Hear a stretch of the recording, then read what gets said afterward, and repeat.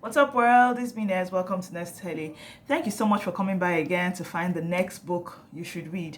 And today I'm going to be talking about a book called The Prisons We Choose to Live Inside. Okay, this woman is a very amazing woman. I've never read any book like this. It freaked me out a bit at first. Like I read like 2 pages and I'm like, I don't understand this book. I'm going to read another book. My king read a few pages and said, "You totally should read this book. I think it's a really great book." She's a Nobel Prize winner for literature. So she's actually like someone that is very hot in the head there. But I've never read a book like this, like a book that tries to analyze, is like a sociologist, I hope I'm correct, or social psychology, basically, or social anthropology. I don't even know what it is, but basically understanding the way we behave as humans. But basically, there were 5 essays that 5 essays fashioned after lectures that she had given sometime in Canada, sometime in the 80s. This woman has lived a while. She was born in Britain and then she moved to Zimbabwe, which was at the time called North Rhodesia. I didn't even know about this. Now, reading this book is making me understand the importance of reading and knowing more about my culture, where I'm from, why we are the way we are, and all that. So, the first prison was basically where she talked about how as a mass people, generally we tend to just believe some things and those things actually make no sense,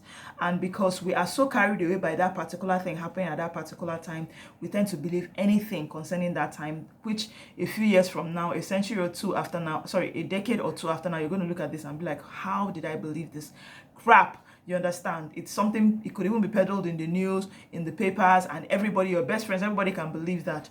And basically something that's made absolutely no sense. You took it, the hook, the line, the sinker, and took it as fact just because at that time something was happening.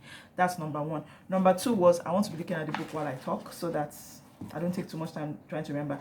You are damned and we are saved. So I told you she grew up in Zimbabwe. Now, in Zimbabwe, where she grew up, the minority was white, and even though they were ruling, but the minority was white and the majority was black. Now, she said it always baffled her a great deal when she saw white people that believed that they were better than black people. Like, she believed that they were correct and what they were doing was absolute right, clean, and all the black people were rubbish, nonsense, and they were damned. You know what damned means? Damned means that, you're forsaken and there's none to you, there's nothing to you.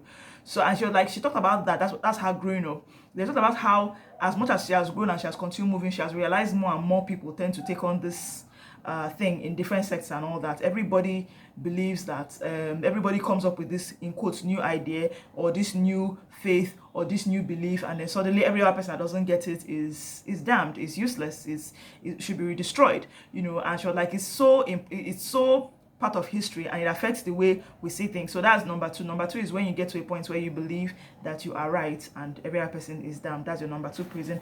Number three prison was something that she talked about, the dollars. She said, when we switching off to see dollars. Now, this part I don't quite understand what the topic had to do with the text, because the text, she said nothing about dollars, but basically what she was talking of there was when she talked about how it has baffled her a lot how much people love war. So that's another prison where you believe that some people don't want war. Everybody does not want war. Sorry, a lot of people actually prefer war. So people that have fought on the front line, they tell you about it and there's glee in their eye and they are happy that they are doing this. Of course, that freaks me out a bit. I'm trying to wonder the people that fought war that I know. I don't know a lot. But anyway, basically, she's lived through First World War and Second World War, and she's like, yes, it's the truth. Well, that's her prison number 3, according to her. Prison number 4 was group minds. Group minds, I think, reached me the most, right? Because when I was growing up, I'm very different from my siblings when it comes to the way I think. So a lot of times, most of the ideas I came up with were looked as this one is always talking. They say she's always talking up. She never understands what she's saying. So it's like I would say things like when we had to do a group suggestion for something. If I came up with an idea, they're like, it's too this one, and usually they would just end up doing what they wanted to do. For me, no hard feelings. It's actually cool. And then with time, we actually got to a point where my ideas actually started becoming more and more valid. So I mean, I'm thankful for that. But the thing is that she was like, me, my own case is in a very small scale, but imagine in a big case, in a big scale, like an organization, a country, there are a few individuals that have beautiful, great, unique ideas to solve these problems, but people are not going to listen to them because they believe that the way that other people have done it is better than the way that we can do it here, or because it has been done with this way and it was good, that means we should not try and improve it. That's another prison. That's a big prison, actually. And she was like that, there's actually a unanimous peer pressure where people that are individualistic choose not to be individuals anymore in their ideas and their ideals, because there's peer pressure. It's like they try to do things. By the time you try to do something different 3 or 4 times, you just get tired and say, well, whatever everybody is doing, I'm joining people to do it. And then so it's like business continues the way it has been for the past how many million years. Nothing actually changes. So that's prison number 4. Prison number 5 was that's laboratories of social change. Basically, she was saying that if you look through history, I think she talked a lot about the importance of young people knowing more about history and literature of history. That's read things from way back and then read history itself. If you understand that, you understand that a lot of things are not new, whatever it is. Like, I mean, I remember an IG live that went on between Pastor Bojo Imade and Pastor Sam Adeyemi. You know, Pastor Sam Adeyemi talked about what's happening now with the virus and all that. Talked about how the Spanish flu came and it was spread basically by water, because that was the mode of transportation at that time.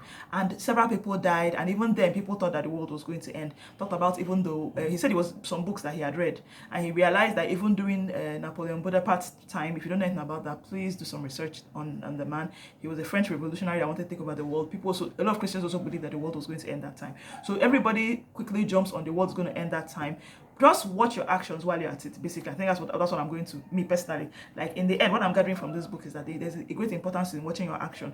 Just because you believe some things doesn't mean that, or just because the general consensus is believing one thing does not mean that that's what it is. It can change. A few years from now, you're going to look at this and be like, wow, we really did rubbish that time, shall? But it's like, how much rubbish did you do? How bad is it?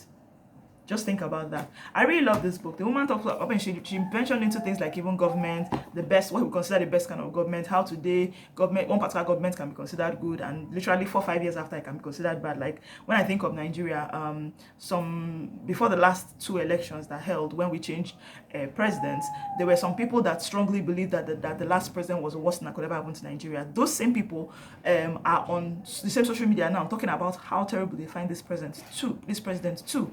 So it's like, a lot of times I tell them, but it's actually not that bad. Like, I mean, it's not that bad. They're like, no, that the other one was even better. The same people that fought the no. So it's just, sometimes we have to just be careful. And there's something that she said I found very interesting too, where she said that it always surprises her how much we know more about ourselves and still don't try to take that in mind when we are making decisions as a people. Like, we know more, like universities have done more of research, home and abroad. This is the way people are, this is what they think. But when it comes to making decisions, we look at ourselves and we act like barbarians. How you say, we become very barbaric, very primitive. We just do things like anyhow.